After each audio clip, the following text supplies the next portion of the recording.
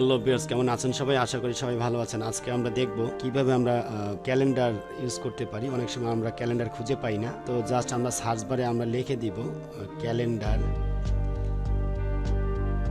দেখুন আমি সি লিখলাম, এখানে ক্যালেন্ডার ভিজিবল হয়েছে। তো আমরা আমাদের তারিখ দেখতে পাচ্ছি, মাস দেখতে পাচ্ছি। লেফট সাইডে আমরা অক্টোবর 2022 এবং 1 তারিখ এখানে দেখতে পাচ্ছি। তো এখানে আপনারা এভাবে দেখতে পারবেন। এই সামান্য টিউটোরিয়ালের মাধ্যমে দেখিয়ে দিলাম কিভাবে আপনারা ক্যালেন্ডার দেখবেন।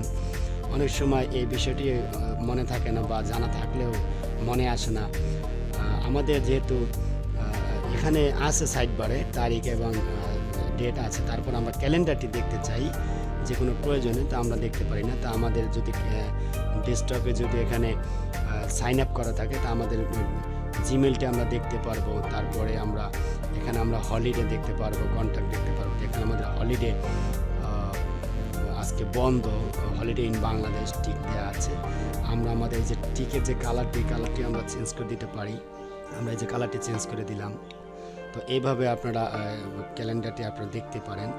আবার আমরা যদি স্টার্ট বাটনে যাই, স্টার্ট বাটনে আপনি ক্লিক করে আপনি আপনার সাইটে যে স্লাইডার বারটি আছে এটা টেনে নিয়ে আসবেন এবং আপনারা দেখতে পারবেন লেফট সাইডে আপনি ক্যালেন্ডার পেয়ে যাবেন। এখান থেকেও আপনারা এই ক্যালেন্ডারটি আপনারা দেখে নিতে পারেন। আশা করি বিষয়টা আপনারা বুঝতে পেরেছেন। অনেক সময় এই সামান্য জিনিস আমরা ভুলে যাই। তো ছোট্ট একটি টিউটোরিয়ালের মাধ্যমে আজকে ক্যালেন্ডারটি কীভাবে আপনি দেখবেন বা ইউজ করবেন সেটা বিষয়টা আমি বুঝিয়ে দিলাম। এবং এভাবে দিলে সাইড বারটি ছোট এবং বড় হয়ে যাবে। তো নেক্সট টিউটোরিয়াল দেখার আমন্ত্রণ জানিয়ে আজকে পর্ব এখানে শেষ করছি। ভিউয়ার্স, যদি ভিডিওটি ভালো লাগে অন্তত একটি লাইক দিবেন এবং সাবস্ক্রাইব করে আমার সাথেই থাকবেন। আল্লাহ হাফেজ, থ্যাংক ইউ সো মাচ।